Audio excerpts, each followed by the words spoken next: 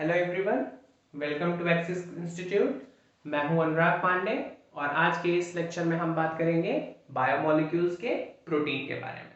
तो हम बात करते हैं बायोमोलिक्यूल्स क्या है। बायो का मतलब होता है लिविंग और मॉलिक्यूल, ठीक है। तो बायोमोलिक्यूल्स में हमको दो वर्ड मिले। पहला वर्ड क्या होगा हमारा बायो और दूसरा वर्ड है हमारा मॉलिक्यूल, यानी कि जो मॉलिक्यूल लिविंग सिस्टम में प्रेजेंट है उसको हम बोलेंगे बायो मॉलिक्यूल।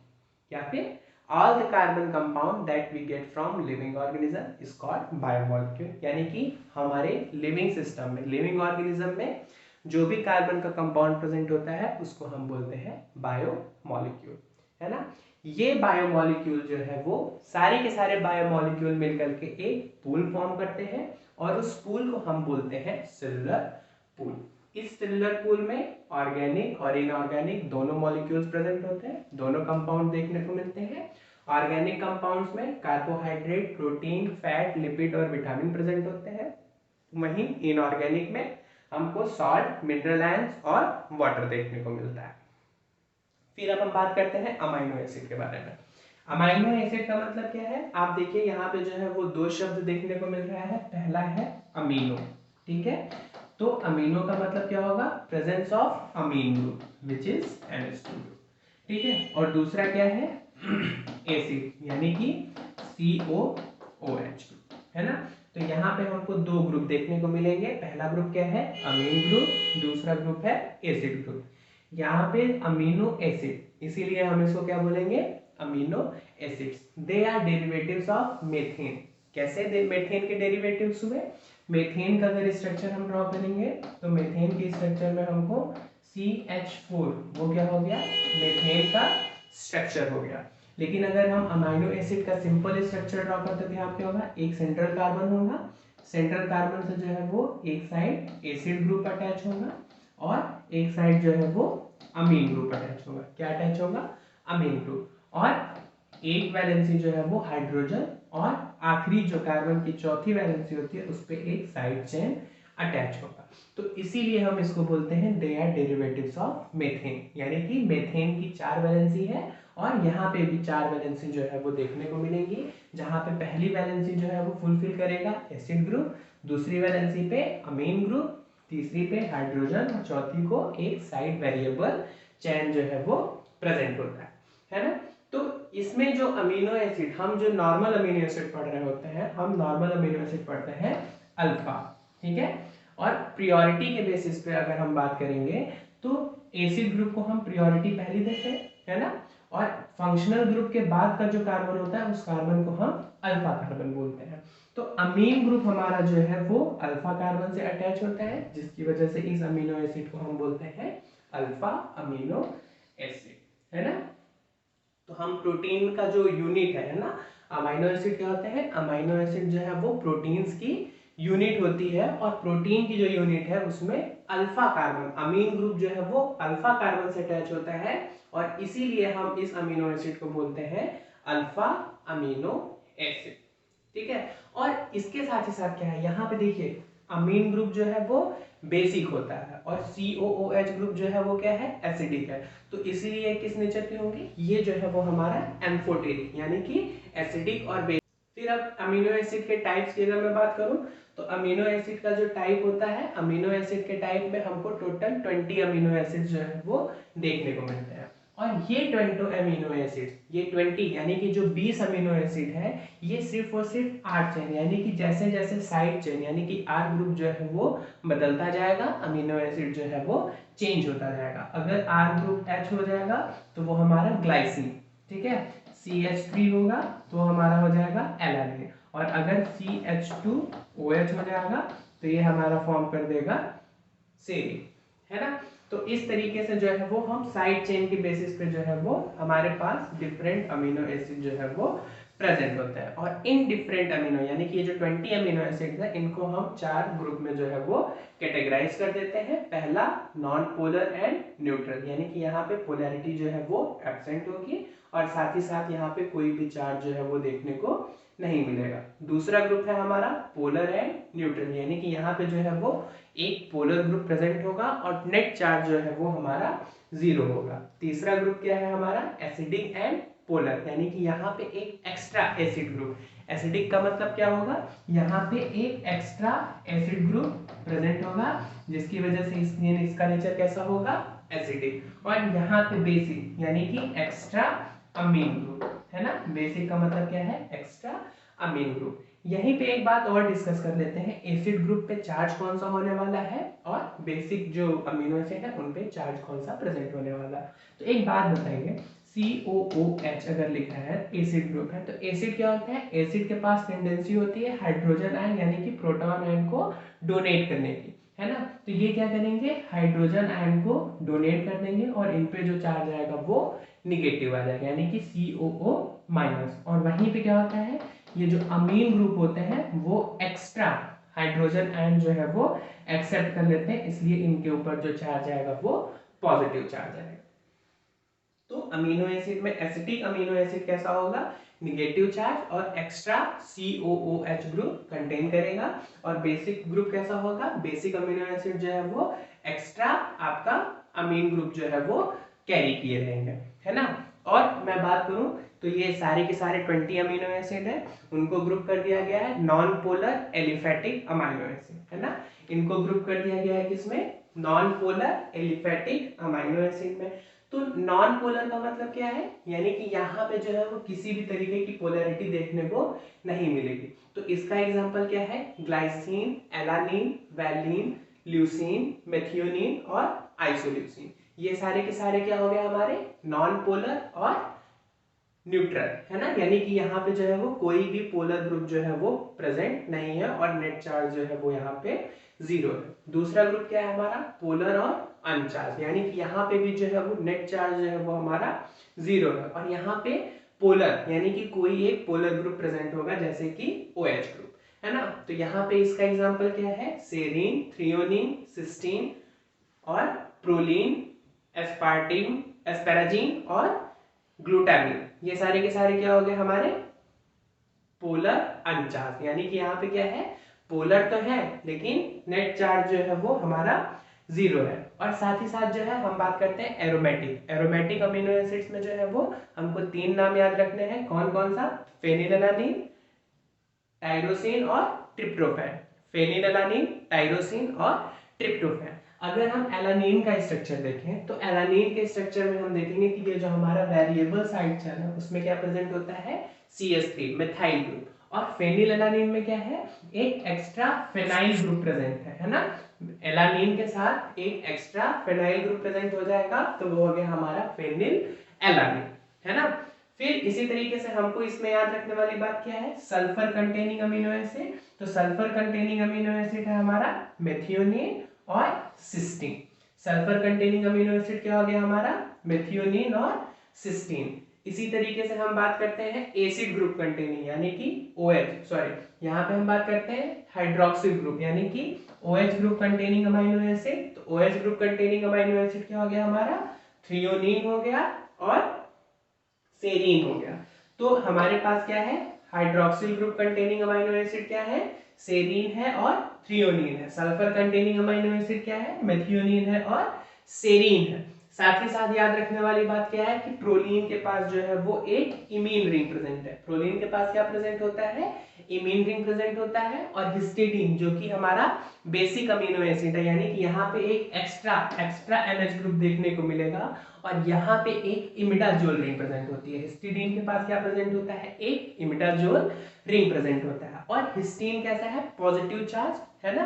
पॉजिटिव चार्ज का मतलब क्या होगा, एक्स्ट्रा NH2 ग्रुप कंटेन किया करेगा यानी कि extra NH3 plus group present होगा। और इसका मतलब क्या होगा कि ये बेसिक अमीनो एसिड होगा। तो बेसिक अमीनो एसिड का एग्जांपल क्या है, लाइसिन, अर्जिनिन और हिस्टिडीन। लाइसिन, अर्जिनिन और हिस्टिडीन ये कैसा हो गया हमारा बेसिक अमीनो एसिड या फिर positive charge containing amino acid. और इसके बाद हम बात करते हैं negatively charge amino acid. Negatively charge amino acid का मतलब क्या होगा, अभी मैंने थोड़ी देर पहले बात किया कि एक्स्ट्रा COOH ग्रुप जहां प्रेजेंट होगा वो क्या होगा, एसिडिक अमीनो एसिड। और COOH एसिडिक नेचर होने की वजह से क्या होगा, ये हाइड्रोजन आयन जो है वो डोनेट कर देंगे और इनके ऊपर जो चार्ज होगा वो क्या होगा, निगेटिवली चार्ज होगा। तो निगेटिवली चार्ज अमीनो एसिड का एग्जांपल क्या है, एस्पार्टेट यानी कि एस्पार्टिक एसिड और ग्लूटामेट यानी कि ग्लूटामिक एसिड। अमाइनो एसिड में याद रखने वाली एक और बात है, वो बात क्या है कि यहाँ पे हम देखेंगे ग्लाइसिन जो है वो हमारा सिंपलेस्ट अमाइनो एसिड है, यानी कि यहाँ पे जो साइड चेन है वो क्या होता है हाइड्रोजन। हाइड्रोजन क्या है वो हमारा साइड चेन, तो ग्लाइसिन क्या हुआ हमारी सिंपलेस्ट अमाइनो एसिड हो गए। सबसे सिंपल अमीनो एसिड कौन सा है हमारा ग्लाइसिन। और हम जितने भी यहाँ पे स्ट्रक्चर देख रहे होंगे सभी के पास at least one chiral carbon present होगा। कायरल कार्बन का क्या मतलब होता है, कायरल कार्बन का मतलब होता है कि जहां पे कार्बन की चारों वैलेंसी डिफरेंट ग्रुप से सेटिस्फाई हो, यानी कि कार्बन की चारों वैलेंसी पे जो है वो डिफरेंट ग्रुप प्रेजेंट हो, उसको हम बोलेंगे कायरल कार्बन।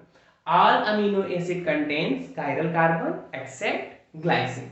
ग्लाइसिन की स्ट्रक्चर की अगर हम बात करेंगे तो यहाँ पे जो है वो दो सेम ग्रुप प्रेजेंट है, इसलिए यहाँ पे जो है वो कायरल कार्बन एब्सेंट है। अब कोई भी आप अमीनो एसिड का स्ट्रक्चर देख सकते हैं, सच एज ल्यूसीन को हम देखते हैं, तो ल्यूसीन पे जो है वो कार्बन की चारों वैलेंसी पे जो है वो डिफरेंट डिफरेंट ग्रुप प्रेजेंट है। और अगर हम बात करते हैं थ्रियोनिन की, तो थ्रियोनिन पे जो है वो आप देखिए यहाँ पे जो है, यहाँ पे देखिए एक कायरल कार्बन प्रेजेंट है, यानी कि चारों कार्बन के पास जो है वो इसके जो है वो आपको डिफरेंट डिफरेंट ग्रुप देखने को मिलेंगे।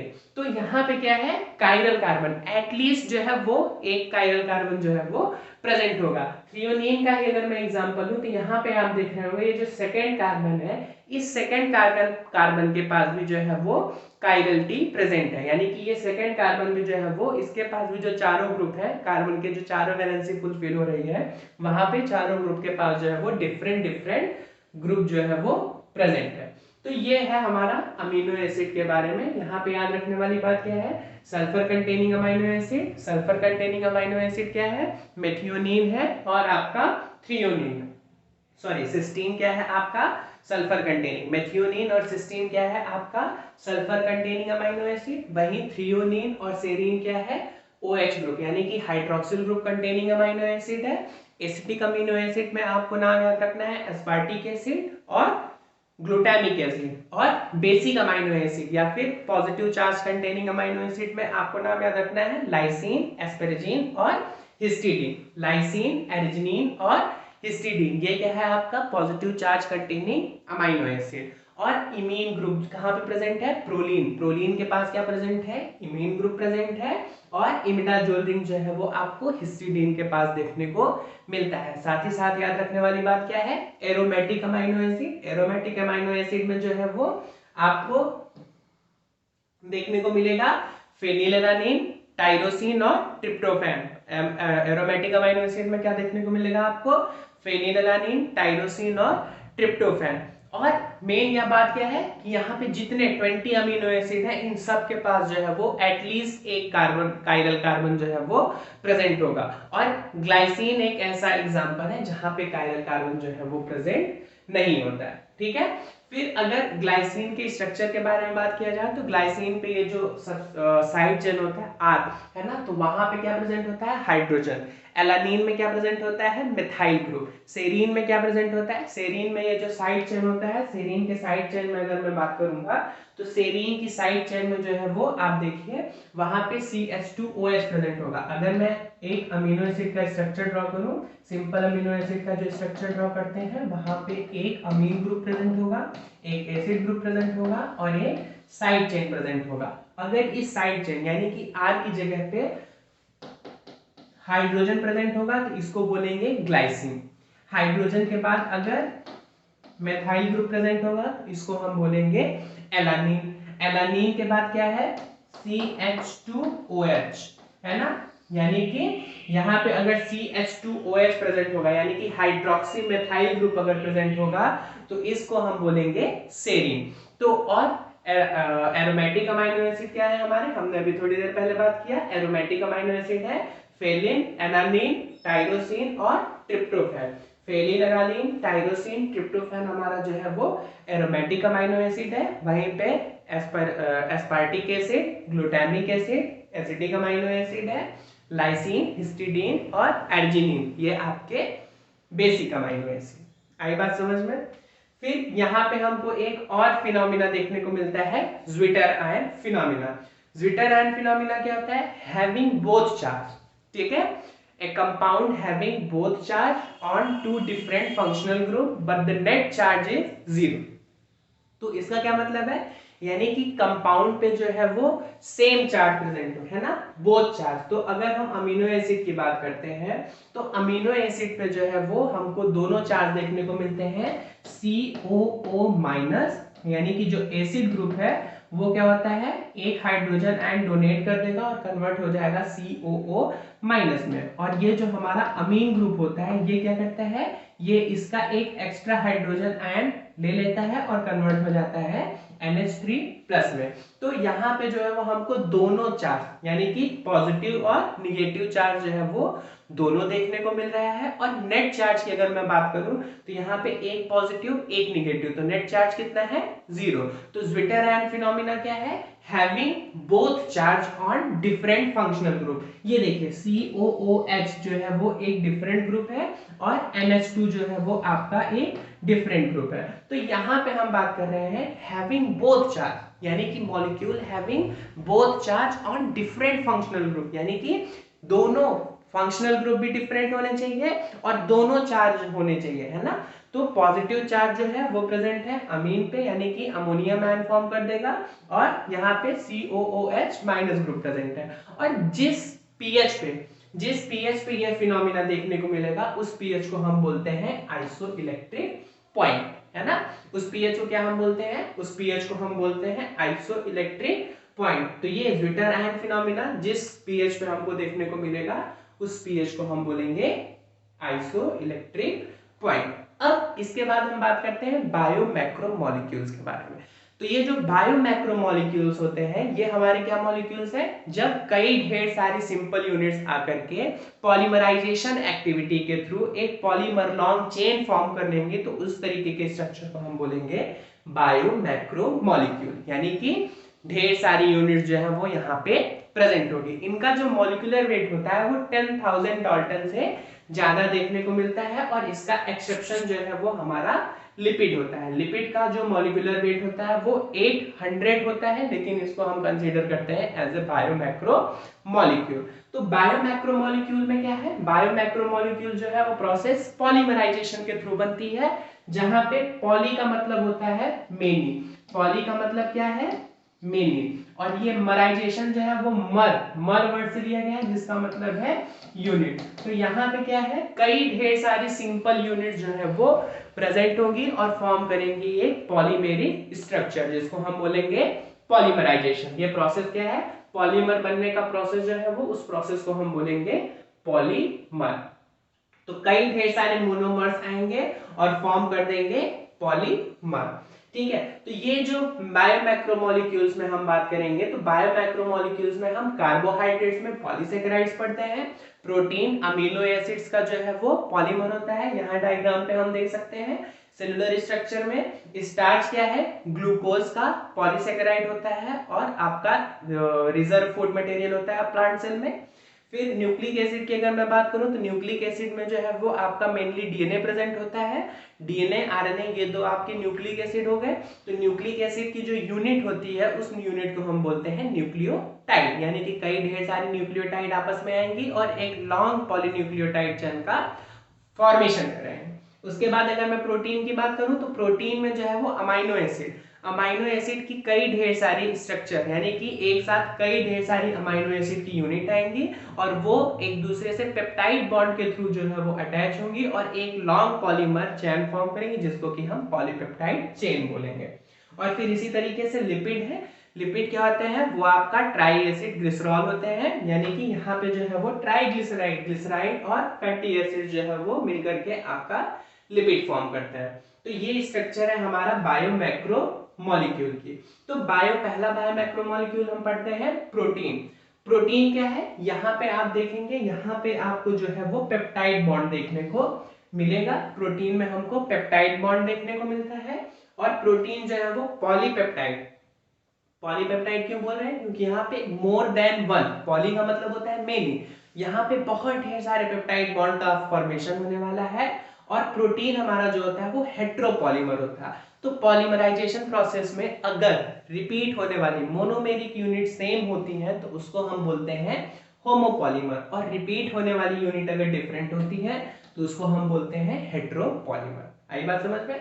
फिर इसके बाद हम क्या बात करते हैं, on the basis of dietary, है ना, यानी कि डाइट, हम कौन सी अमीनो एसिड जो है वो हमको कंज्यूम करना है, कौन से अमीनो एसिड नहीं कंज्यूम करना है, या फिर हमारी बॉडी के लिए कौन सी अमीनो एसिड इसेंशियल है जो कि हमारी बॉडी सिंथेसाइज नहीं कर पा रही है। इस बेसिस पे हमने अमीनो एसिड को जो है वो दो कैटेगरी में क्लासिफाई कर दिया। पहला कैटेगरी इसेंशियल अमीनो एसिड, यानी कि इसको बॉडी हमारी सिंथेसाइज नहीं कर पाएगी और इसको हमको डाइट के फॉर्म में लेना पड़ेगा। इसका एग्जांपल है मेथियोनिन, ट्रिप्टोफैन और वैलिन। तो ये कैसी अमीनो एसिड है, एसेंशियल अमीनो एसिड, यानी कि इससे हमारी बॉडी सिंथेसाइज नहीं कर पाएगी। और जो दूसरी टाइप की अमीनो एसिड होती हैं उसको बोलते हैं नॉन एसेंशियल अमीनो एसिड, यानी कि जिनको हमारी बॉडी सिंथेसाइज कर लेती है, तो उनको हम बोलते हैं नॉन एसेंशियल अमीनो एसिड, यानी इनको हमको अपने डाइट में इंक्लूड करने की जरूरत नहीं है, अगर कर रहे हैं तो भी ठीक, नहीं डाइट में इंक्लूड है तो भी ठीक।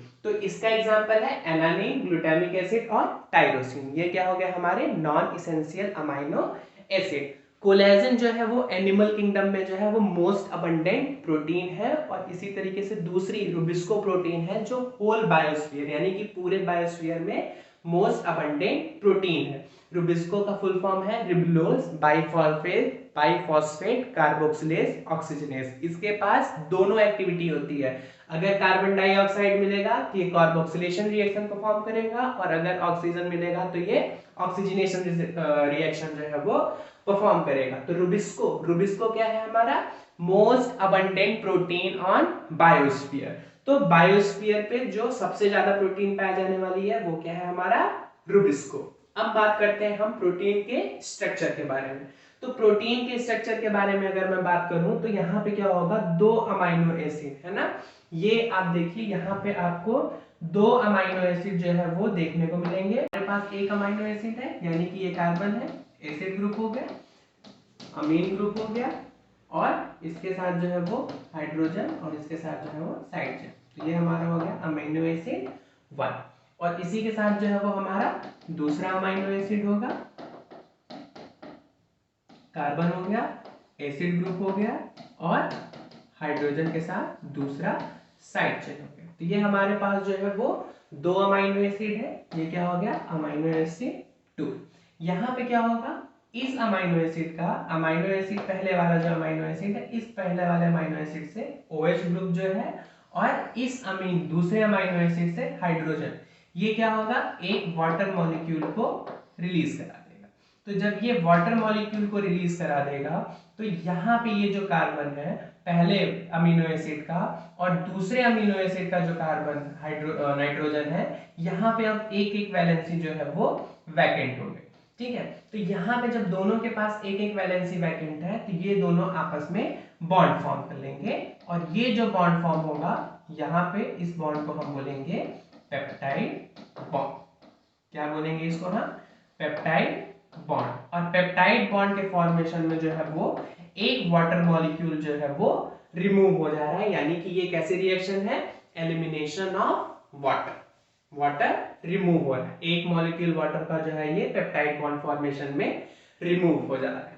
ठीक है, तो ये रिएक्शन हो गई हमारी एलिमिनेशन ऑफ रिएक्शन। इसी तरीके से अमीनो एसिड 1 है, अमीनो एसिड 2, अमीनो एसिड 3, इसी तरीके से कई ढेर सारी अमीनो एसिड यूनिट जो है वो आपस में पेप्टाइड बॉन्ड का फॉर्मेशन करती जाएंगी, और इसीलिए अमीनो एसिड्स को बोलते हैं पॉलीपेप्टाइड। यहाँ पे R ग्रुप जो है वो डिफरेंट होगा, पहली अमीनो एसिड जो है वो कोई और होगी, सपोज एलानिन है, दूसरी टायरोसिन हो सकती है, तीसरी ट्रिप्टोफैन हो सकती है। तो इस तरीके से आप देख रहे हैं यहाँ पे अमीनो एसिड जो है वो चेंज होती जा रही है, और इसीलिए इस स्ट्रक्चर को हम बोलते हैं हेटेरोपॉलीमर। ठीक है, अगर अमीनो एसिड स्ट्रक्चर को एक लीनियर फॉर्म में रिप्रेजेंट किया जाए तो इसमें क्या होगा, अगर इसको लीनियर फॉर्म में रिप्रेजेंट करते हैं तो हम देखते क्या है कि जो फर्स्ट अमीनो एसिड होता है, इस फर्स्ट अमीनो एसिड में जो फ्री ग्रुप होता है वो हमारा क्या है, अमीन ग्रुप। ठीक है, तो फर्स्ट अमीनो एसिड में जो फ्री ग्रुप होता है वो हमारा अमीन ग्रुप है, और कहां प्रेजेंट है, ये हमारा अमीन ग्रुप जो है वो आपका लेफ्ट साइड में प्रेजेंट है। कहां प्रेजेंट होता है, लेफ्ट साइड में। और दूसरी साइड अगर मैं बात करूं, जो सेकंड या फिर लास्ट अमीनो एसिड होगा, इस पे कौन सा ग्रुप फ्री होने वाला है, इस पे जो ग्रुप फ्री होने वाला है वो हमारा एसिड ग्रुप है। ठीक है, तो ये क्या हुआ हमारा फ्री ग्रुप, यानी कि सेकंड या फिर लास्ट वाले अमीनो एसिड पे क्या फ्री होने वाला है, फ्री ग्रुप क्या है वो हमारा सी ग्रुप, तो इसको हम बोल देते हैं सी टर्मिनल। ठीक है, तो ये क्या हो गया सी। अगर एक अमीनो एसिड यानी पॉलीपेप्टाइड चेन को लीनियरली रिप्रेजेंट करना हो तो उसको हम रिप्रेजेंट करते हैं एन लीनियर और सी। ठीक है, तो ये जो एन है वो लेफ्ट साइड में है, सी जो है वो आपका राइट साइड में। कहाँ है, राइट साइड में। अब इस एन का और सी का मतलब क्या है, एन को बोलते हैं एन टर्मिनल। क्या बोलते हैं, एन टर्मिनल, और सी हमारा क्या है, सी टर्मिनल।